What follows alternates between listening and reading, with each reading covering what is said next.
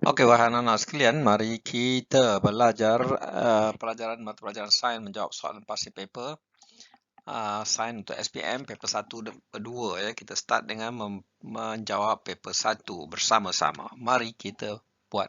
Okey, anak-anak sekalian, setelah kita berehat, mari kita sambung dengan membuat soalan 31 sehingga soalan 40 ya. Soalan 31 berbunyi, maklumat berikut menunjukkan gejala yang diperhatikan oleh seorang petani terhadap tanamannya. Gejala ya, tanda dan gejala. Gejala adalah penyakit tu ya yang diperhatikan oleh siapa? Petani. Pertama sekali, pertumbuhan terbantut, daun berwarna ungu, pertumbuhan akar sedikit. Daun warna ungu, pertumbuhan terbantut. Okey, mikronutrien manakah perlu ditambah ke dalam baja? Bila berlaku macam tu, you sebagai khalifah kena selesaikan masalah ni bila kamu tengok tu ya. You apa? Sebab apa kamu kena tengok sebagai khalifah? Siapa khalifah di sini? Petani itu, sebab dia adalah kepakaran dia. So, dia khalifah di dalam hal-hal kepakaran dia iaitu pertanian. Itu khalifah dalam bidang pertanian. So, yang kena tambah adalah khalifah berbuat tambah fosforus. Ya, ni tanda-tanda fosforus kurang. Ya, pertumbuhan terbantut, daun warna ungu dan pertumbuhan akar sangat sedikit. Ya, KPK tu dipanggil kalium, fosforus, kalsium. Okey. 666 dipanggil ataupun 10 ya.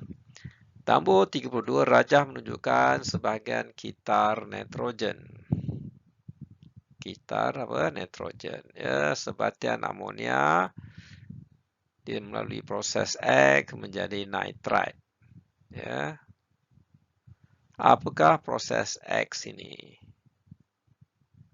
Penitratan. Ya, dia menjadi nitrite. Kita namakan dia penitratan. Dia dah bagi clue. Nitrite ni. Ya.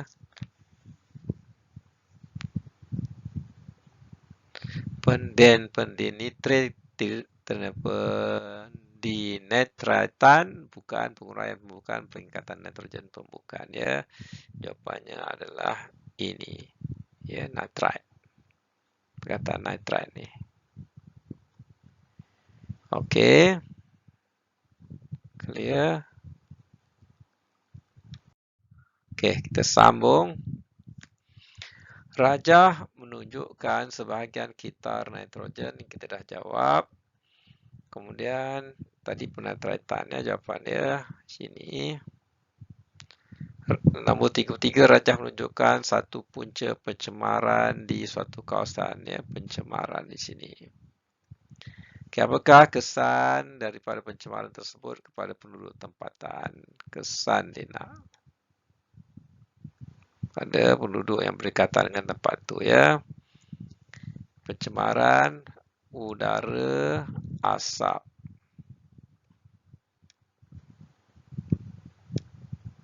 Asap daripada kilang kan ya. Pencemaran ya, pencemaran udara iaitu asap banyak.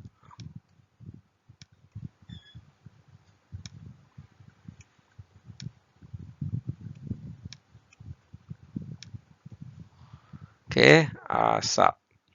So, bila dia sedut banyak asap, penduduk tempatan akan kena bronkitis. Paru-paru dia akan menjadi radang. Ya.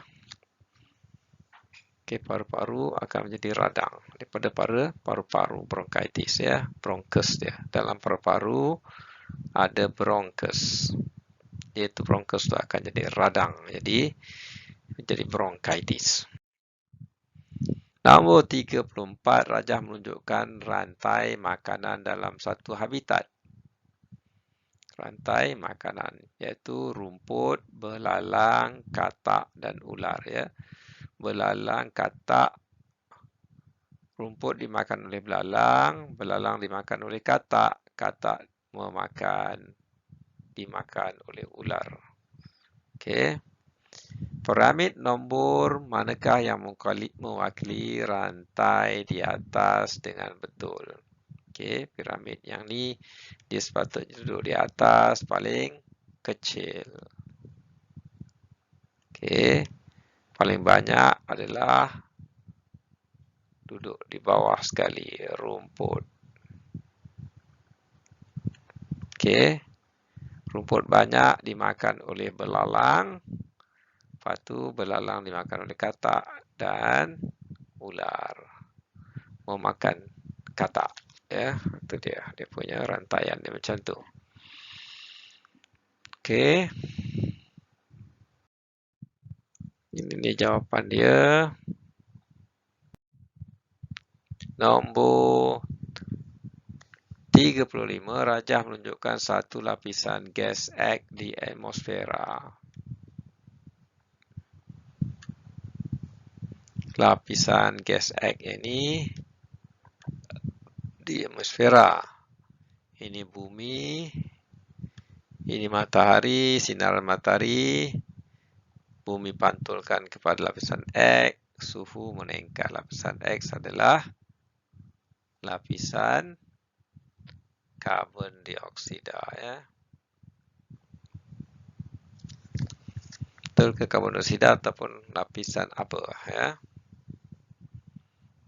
35 lapisan karbon dioksida.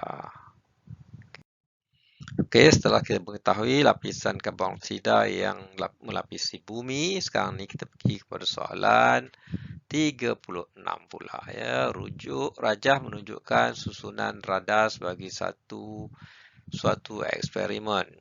Ini adalah tiup pengantar, sini adalah air kapur, sini adalah larutan gula, glukos dan yeast. Larutan glukos dan yeast ini dia akan melalui tiup pengantar pergi kepada larutan air kapur. Okey. Ataupun air kapur dia pergi ke larutan glukos dan yeast. Pasangan hasil dan pemerhatian manakah yang benar? Hasil pemerhatian terhadap air kapur. Kita nak tengok air kapur ni apa jadi dia. Okey, hasilnya adalah etanol. Air kapur bertukar menjadi keruh. Etanol, ya. Etanol adalah alkohol, ya. Ini dalam eksperimen larutan glukos campur yeast menghasilkan etanol dan dia boleh mengeruhkan kapur. Okey. So jawapannya adalah pemerhatian itu adalah jawapan dia A. So kita pergi pada soalan seterusnya, soalan 37. Rajah menunjukkan keadaan yang dikenali sebagai arteriosklerosis. Arterio dari perkataan arteri sini, ya, dan osis, ya, dalam arteri. Ini dalam arteri. So arterio adalah arteri.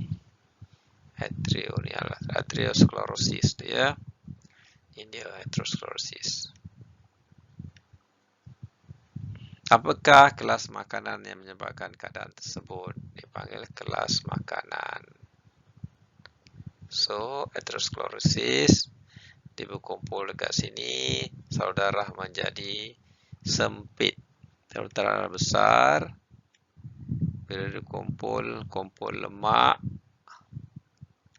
kumpul situ, lemak berkumpul dekat sini, saluran darah ni menjadi sempit. Okay, lama-lama tertutup. Siapa yang sempitkan dia? Yang sempitkannya adalah lemak, ya. Lemak yang sempitkan dia. Okey, kolesterol. Rajah menunjukkan keratan rentas sebiji buah kelapa sawit. Bahagian manakah yang menghasilkan minyak paling berkualiti? So, yang paling banyak berkualiti adalah bahagian isi dia lah kan. Ya. Bahagian isi dia. Ya. Paling berkualiti di situ. Ya. Okey, itu fakta anda kena ingat. Nombor 39, rajah menunjukkan satu molekul sabun. Okey. Sabun M, dia jadi N di sini.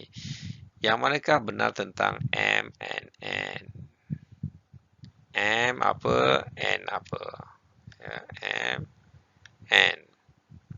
Ke di sini molekul dia M adalah hidrofilik, N adalah rautan dalam grease. Okey. Molekul sabun macam ni ya. So M adalah hidrofilik, dia suka kepada air. Dia menarik air. Dan N adalah larutan grease. Semua lautan grease dan air. Okey. Jawapannya adalah B. Kalau dipanggil hidrofilik, dia suka air.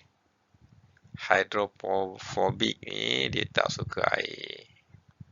Fobik, ya. Hidrofilik suka air. Hydro adalah air. Hydro ada air. Fobik ni tidak suka. Kalau hydro adalah air, filik ni dia suka filik. Okey, macam tu saja ya. So dia mesti berubah kepada ini ya, kepada N yang larut dalam grease. Nombor 40 yang terakhir, rajah menunjukkan bacaan meter sebuah kereta yang dipandu dari Johor Bahru ke Melaka. Laju diberi sama dengan jarak bagi masa. Okey. 80 meter ni menunjukkan 80. Okey. 80 kilometer per jam. Okey. Dia boleh bawa dalam masa sejam 80 kilometer. 80 kilometer sejam.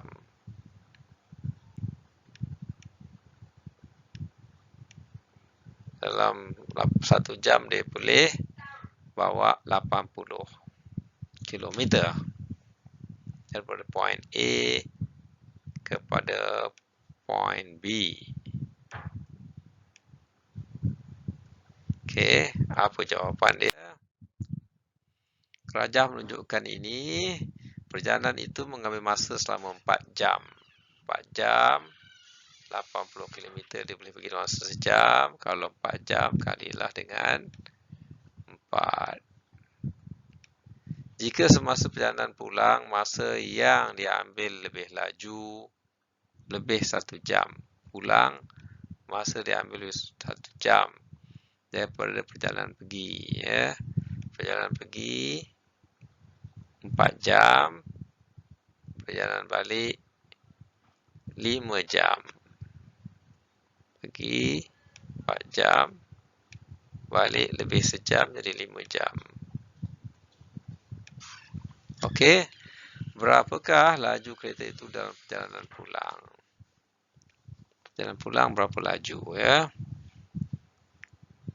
So dia mesti kalau pergi 4 jam dia bawa 80 ya. 80 km. Dia balik mesti lebih slow lah sebab 5 jam ya. Macam mana kita nak kira? Kena kira ya. Kena kira ya. So kali ini anda akan dapat dia punya jarak.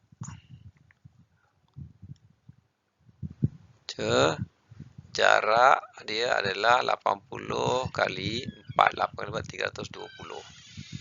320 kilometer bahagi dengan 5 jam. 5 jam balik ya. So anda kira ni anda akan dapat 64 km per jam. Okey. Jadi dapat 80 kali 4 ni adalah dapat mana? Dapat 320. Ini dapat daripada itu. Dapat daripada 80 km per 4 jam ya. Okey, semoga manfaat, semua dapat menjawab peperiksaan dengan baik ya. Semoga anda faham. Sekian saja, wabillahi taufiq wal hidayah. Assalamualaikum warahmatullahi wabarakatuh. Sehingga soalan 40, nanti kita akan sambung soalan 41 sehingga seterusnya. Kita akhiri dengan tasbih kifarah dan salawat wa asri dulu. Subhanallah, astaghfirullah wa atubu ilaih. Bismillahirrahmanirrahim. Al-insan al-fi usli allazina amanu bis-solihati wa tawasaw bis-sabr.